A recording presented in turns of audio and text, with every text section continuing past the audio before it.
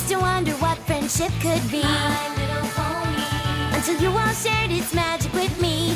Big adventure, tons of fun. A beautiful heart, faithful and strong. Sharing kindness, it's an easy feat. And magic makes it all complete. You have mine. Hello and welcome to MediaWhorz. I'm Caveman, and today we're looking at the first season of a TV show that hit the internet like a stampede. I am of course referring to the Hub's cult hit, My Little Pony, Friendship is Magic. And what's more, Elle will once again be joining us as a guest reviewer. So let's start gathering our silly horse puns as I hoof it to the round table. So on that note... Oh, don't do that. Come on, it's adorable. Damn it, Caveman, you're not helping. I'm already pissed at him for introducing this to us, and now you go tackling me. Wait, are you talking about me? Of course, this is your fault. Dude, Caveman is the one who introduced it. Why do you think he's leading the review? Really? This really seems like something you'd watch. When have I ever been the first one to watch an American animated series? And what do you care? You love this show. I know! That's why I'm angry. That doesn't justify trying to saddle the blame on me. Really? Saddle the blame. Yeah, Kora, with puns like that, you're just going to stir up trouble. I hate you all. Well, then go buck yourself. I love this show. Yeah, I approached this with all the tentativeness that one might reserve for a live cobra. But damn it, try as I might to hate it, it still won me over. You're going to love me! Honestly, back when we first watched this show was still relatively new, and I had only just recently heard the term brony for the first time. Like many people, my first response was, "Ah, God, that sounds stupid." But far be it from me to not try something stupid. Yeah, the first time I watched this show, I was speaking with Kora, and he told me that Caveman had eagerly recommended the show, so we watched the first 2 episodes. Yeah, you didn't really get into the show until later when Caveman showed you the rest, which raises a good point. If you're interested in the show in any way, don't just watch the first 2 episodes. They're somewhat clunky in execution, and you kind of get knocked over the head with the power of friendship theme. Yeah, the episode that actually hooked me was episode 4, Applebuck Season. It was the first to center around the character of Applejack.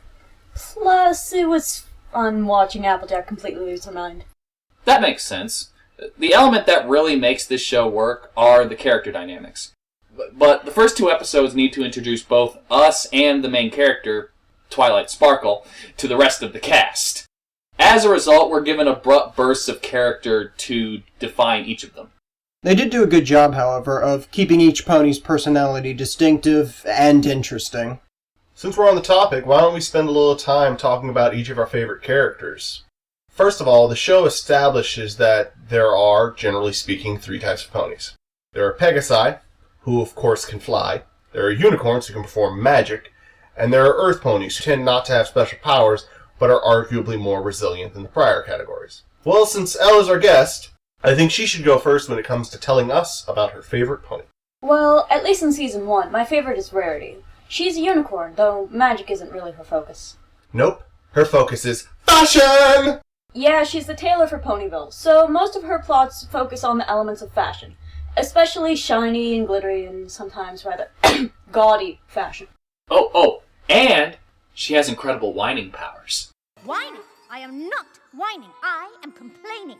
Do you want to hear whining? This is whining. Oh, this harness is too tight. Stop whining! But I thought you wanted whining. Well, my favorite pony is Pinkie Pie. She's Ponyville's party planner. This pony appears to be constructed out of cotton candy and bubblegum, and who apparently runs on a combination of Red Bull and crystal meth. She not only bounces like Pepe Le Pew, she's also faster than Rainbow Dash.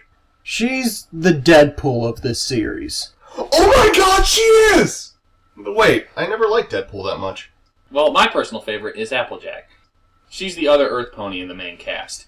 She runs the local apple orchard along with the rest of her family. She has super pony strength in her hindquarters, and she herds cattle. She's practically a force of nature unto herself.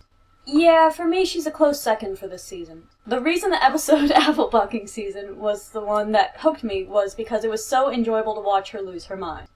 Plus, it made her more of a real and understandable character instead of just a stereotype. Well, how'd it do, Miss Twilight? A pleasure making your acquaintance. Well, my favorite is actually Fluttershy. Yay. Didn't you say that when you watched this with your brother that he called her as your favorite? Yeah. But she's essentially the veterinarian of Ponyville, and her relationship with animals strikes a chord with me. Plus, she has the ability to make any animal her bitch with just a glare. Didn't she use that on a dragon? Yes, she did. How dare you?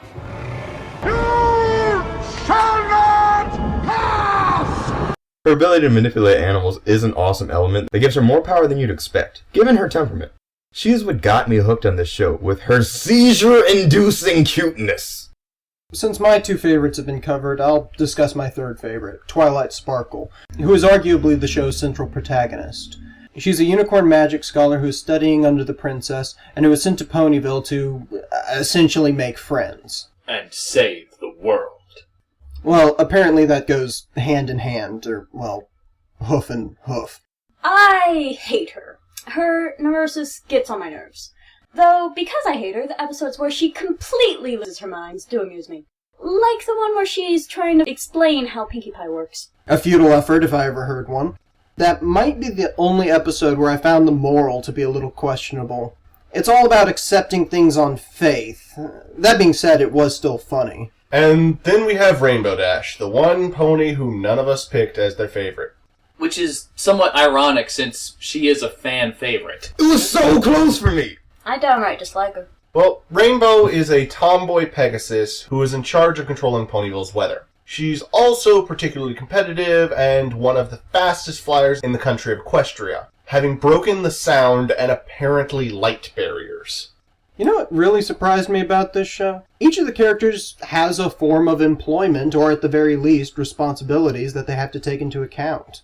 They also have strong chemistry, without which the comedy just wouldn't work nearly as well. Like the time Pinkie Pie had created a song about another character's supposedly evil deed, and wanted to sing it, but couldn't because the ponies were suffering from odd afflictions. And hers was that she couldn't talk. So she got Fluttershy to sing it for her, and Fluttershy's affliction was that, well... I don't want to talk about it. Oh, that was hilarious! The first rendition wasn't particularly good or even funny, but that made the eventual payoff that much better.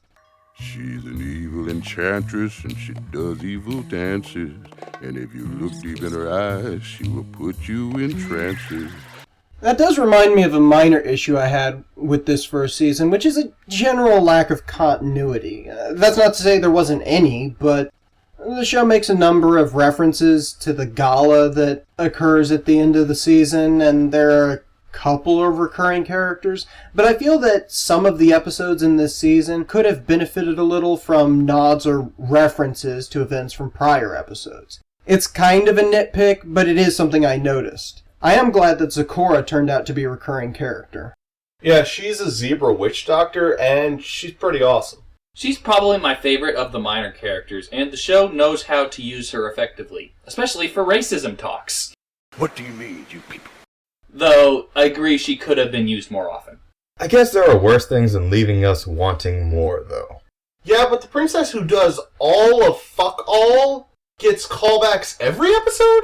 And why does Princess Celestia always end up calling on these six to do stuff for her? She's been leader of this country for 1,000 years, and yet she always needs them to take care of problems for her. Well, they do possess the elements of harmony. Woo! Which they kind of technically took from her. Your powers combined, I am Captain Planet! Yeah, and let's place this in a different perspective for a minute. She's Charlie, Spike's Bosley, and the main six are angels. Crap, that metaphor kinda works. As for the season finale, it worked pretty well. The primary focus there was on the gala that had been set up throughout the season, and it was generally pretty amusing. Particularly when Jimmy got to see his favorite character become outright megalomaniacal. I'll catch you yet, my pretties. Oh yes, as soon as one of you little birds, or monkeys, or bears touches this net, you'll be mine! Mine!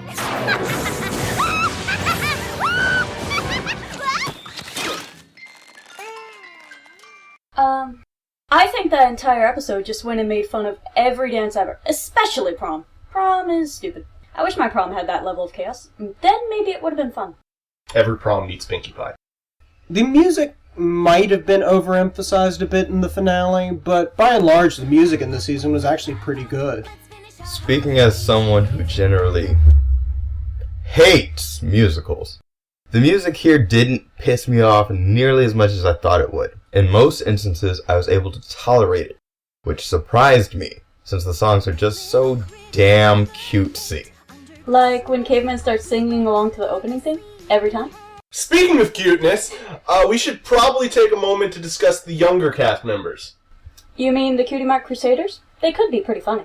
Yeah, the Cutie Mark Crusaders are a group of ponies who haven't received their cutie marks. Cutie marks are those symbols that appear on their hindquarters and are meant to symbolize their passion and are a significant part of growing up.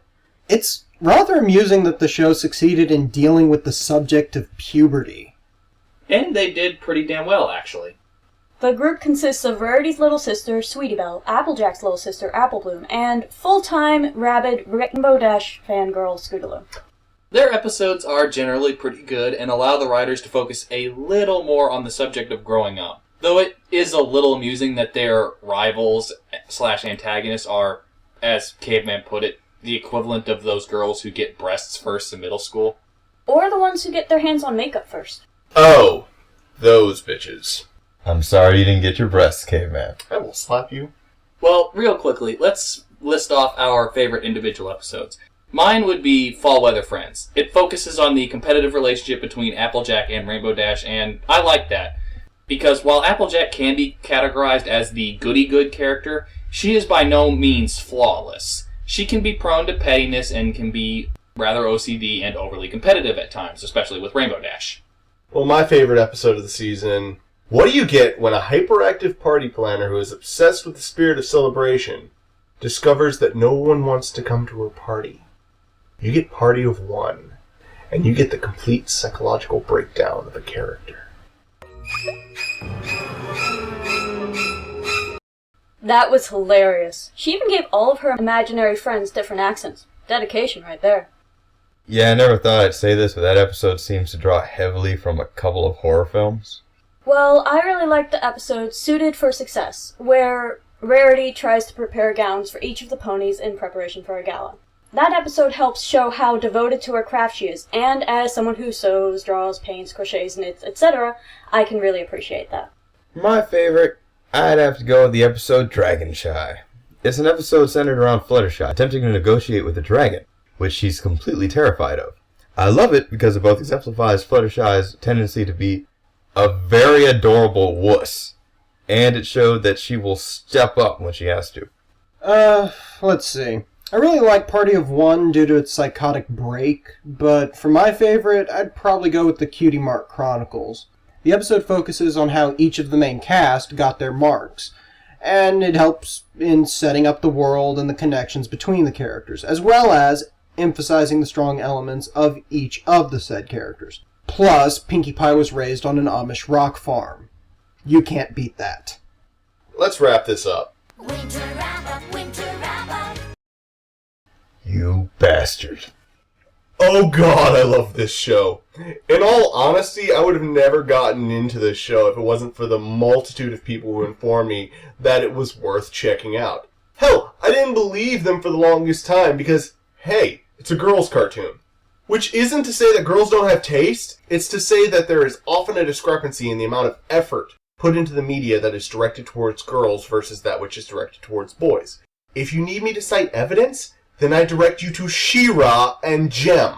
If you haven't seen those, don't.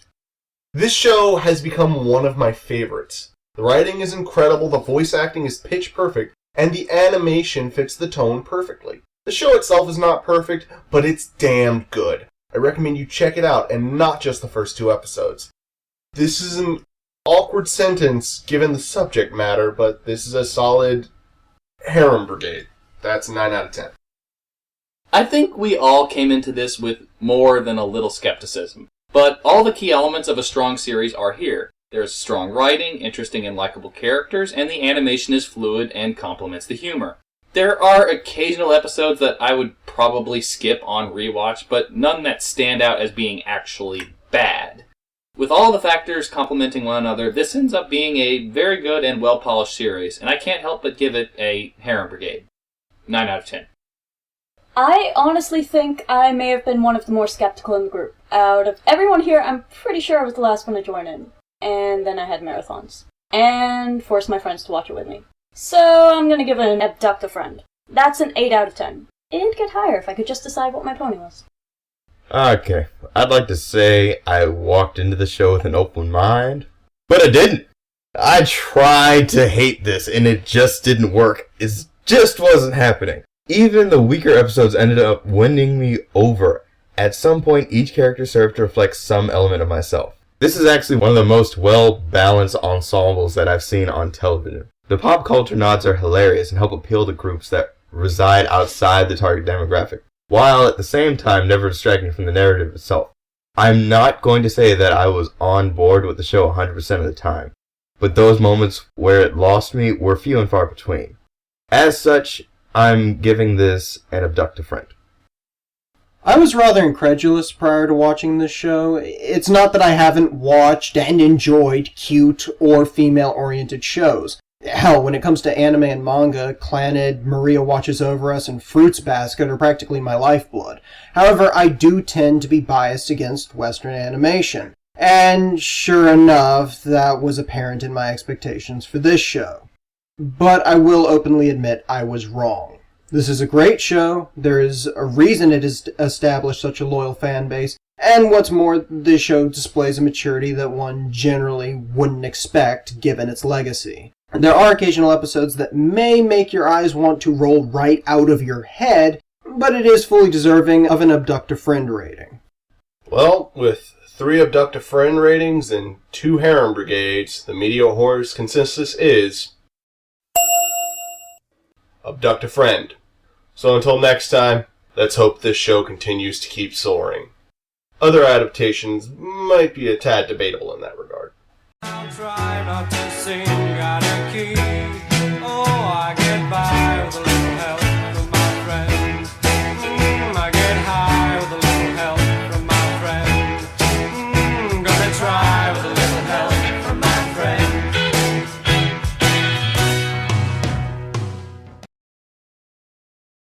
Tentativeness. I don't think I've used that word in my life.